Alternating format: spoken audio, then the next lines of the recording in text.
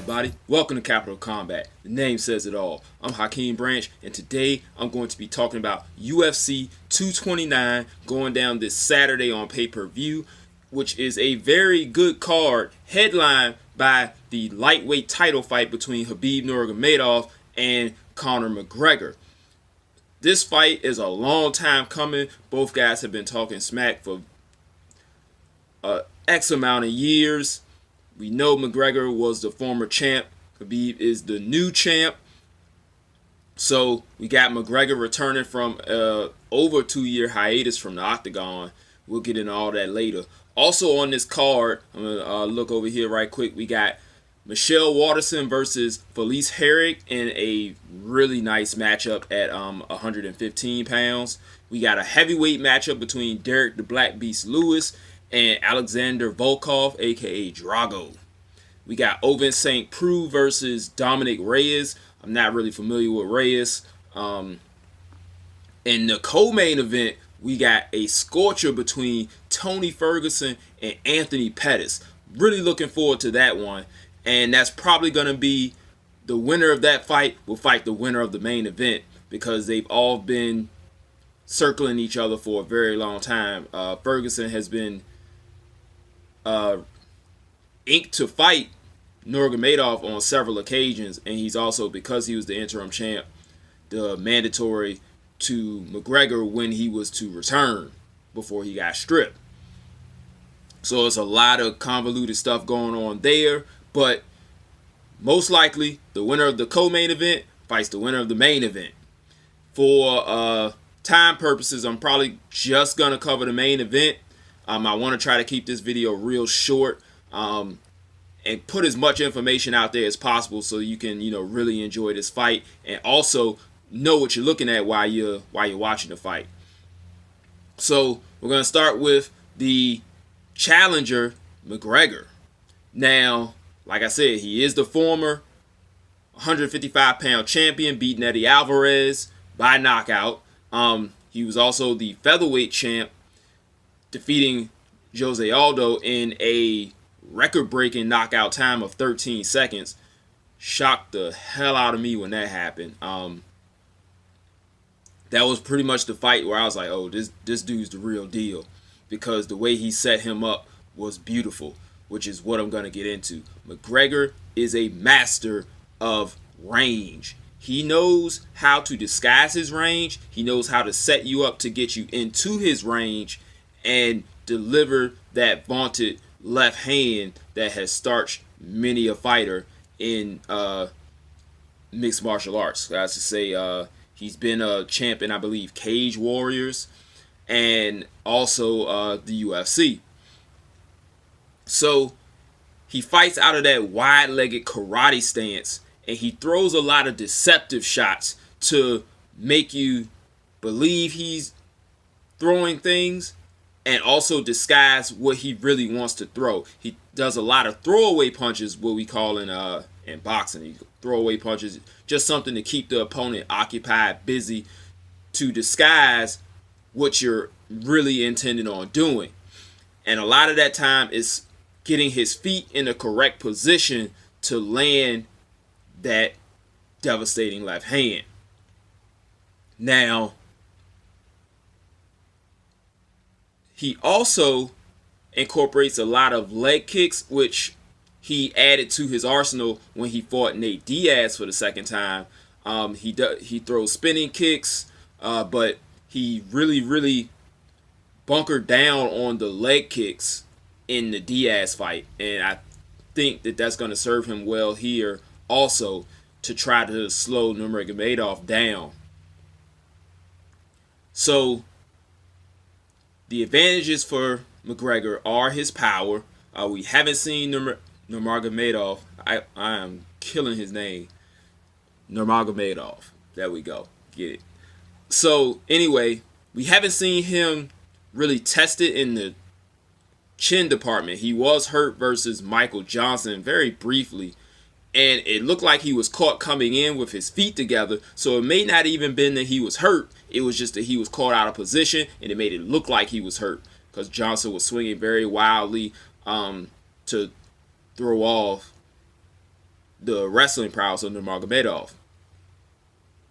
So for McGregor, he has to continue what he was doing against Nate Diaz, whereas he is staying at range, peppering him with shots, landing that left hand. And something he also has a penchant for doing is overreaching sometimes with that left hand when he gets a little excited. He can't do that in this fight. He can't go in there really wanting to knock this guy out and not set it up properly like he did with Aldo, like he did with Eddie Alvarez, like he did with so many other fighters before him. So when you go to Nurmagomedov, we have a gentleman who is undefeated in 26 fights over multiple organizations and has not even lost a round in mixed martial arts competition. This man is an absolute mauler who has submissions in his pocket, but he is known to take you down and beat the living crap out of you. Most guys, he breaks their will because he is always in their face. Even if his striking is not the sexiest, it's effective enough to where he can get his work done because people fear that takedown so much. And I don't think that's going to change here. While McGregor did look good defending the takedowns of Nate Diaz, and we have to use that because that was pretty much, the last hurrah we've seen of him in the octagon before he went off to do other things. So he was defending the takedowns of Diaz very well, but he's not really a takedown guy. You saw Diaz had the success in that first fight when Conor shot for an ill-advised takedown out of range, and he was able to defend it, get his back, and submit him. Against Nurmagomedov, he's going to have someone who is leaps and bounds better in the takedown department than Nate Diaz. So it's almost an inevitability that he's going to go down unless one of those bombs lands early and completely starches Khabib. I don't think that's going to happen. Even though, like I was talking with Rob about this, his head movement leaves a lot to be desired. He does a lot of level changes, but he doesn't really move it side to side or sway. It's more of a up and down, and sometimes he'll go back and forward, but he is mainly going to you to drive you to the cage, get the takedown. So McGregor's going to have to use his feet to circle, stay on the outside of that octagon, and possibly back Nurmagomedov up so the takedowns are maybe more visible, and also they're a little bit easier to defend because you don't have the cage.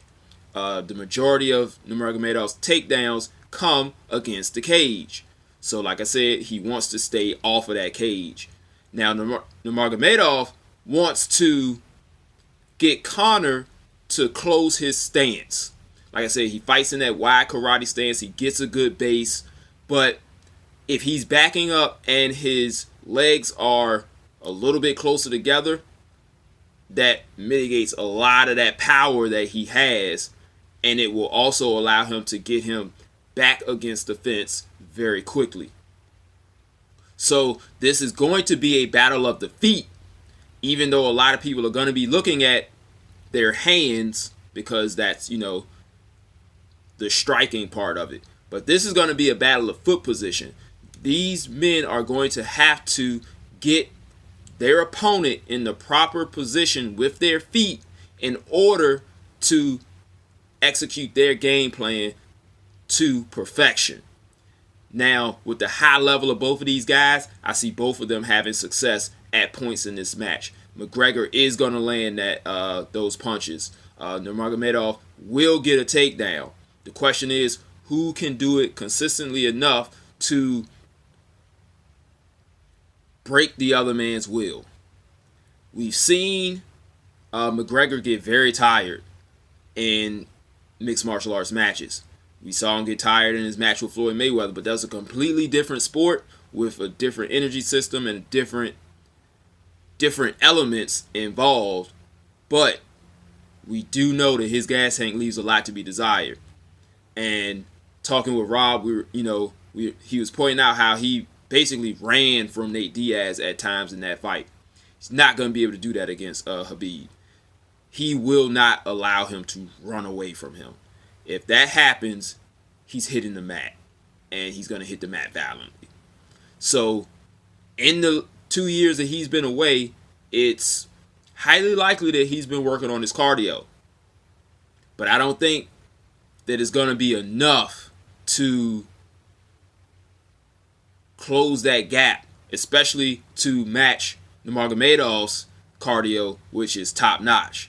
He did show a little bit of fatigue in his match versus Al Iaquinta, which was his last fight to win the title, but that was a 5-round match, and Iaquinta put up enough of a fight to make Khabib really work. So I think he can get a little tired, but he won't get to the fatigue level that McGregor does. So his key is going to have to be to get this into the deep waters. He's going to have to avoid enough heavy artillery from McGregor to get into that third round where you really see that cardio start to fade from McGregor. And at that point, he has to turn it on, put him on his back, put him on his side, and literally break him. He's going to have, because McGregor is not one to be broken easily, because we've only seen him lose in the octagon to Nate Diaz, and a fight that he was winning up until he got extremely fatigued. And the second fight was very close as well due to that fatigue and Diaz being able to take his punches and keep coming. So can Khabib do that? That's a question we don't know. Also, we don't know if Conor actually has gotten his conditioning to the point where he could keep up with him for 5 rounds. Like I said, I highly doubt that. But those are the main questions we have in this fight. Can Khabib Nurmagomedov take a vicious, clean left-hand shot from Conor McGregor? And can Conor McGregor keep him off of him enough to either put him down and out or win a decision?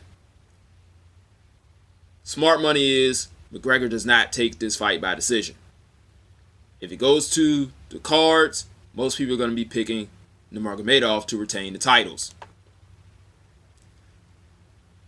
I think he can do it by stoppage. If he can tire Conor out enough to where he is offering little resistance and he starts getting beat down on the ground, I think the ref can step in and stop this fight. So I don't think this fight is going to go the distance. I think it's going to end between the second and fourth rounds for either guy. Which guy, I have no clue. I honestly tell you, I have no clue who's going to win this fight, which is what makes it so intriguing.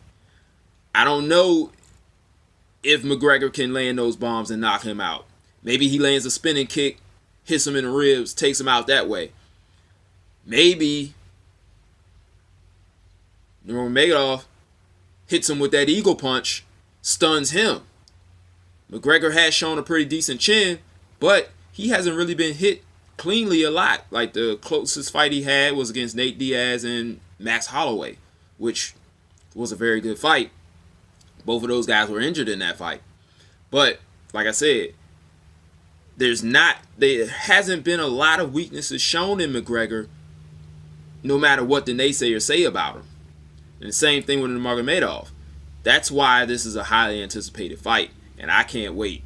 What do you guys think? Leave your comments down below. Who do you think is going to win? That's all I got.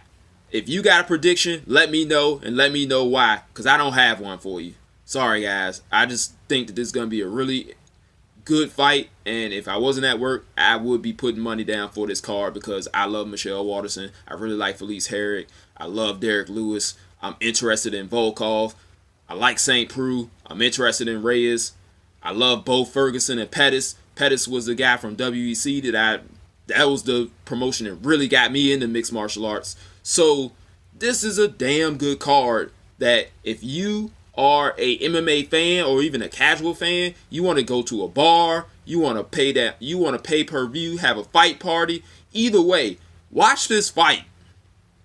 I'm probably gonna be catching it the next day because, like I said, I really want to see this fight, and I'm anxious to find out how it goes down. So, like I said, like this video, subscribe so you can catch the recap after I watch it a couple times and bring that to you. See how whoever wins, implements the game plan, see if anything that I talked about actually happened, and hit the bell icon so you can get that. Follow us on social media at Capital Combat, Facebook, Google+, Instagram, Twitter, all of those. We got some technical toolbox coming for you. Rob has actually been in the gym shooting a couple shots of me working with one of my pro guys, and we're going to get that put together on Instagram for you. We may put it on YouTube as well. But anyway, I'll catch you guys in the next video. Till then, fight on. This is round one, and you've already lost. They don't seem to see that everything we've done is company cost.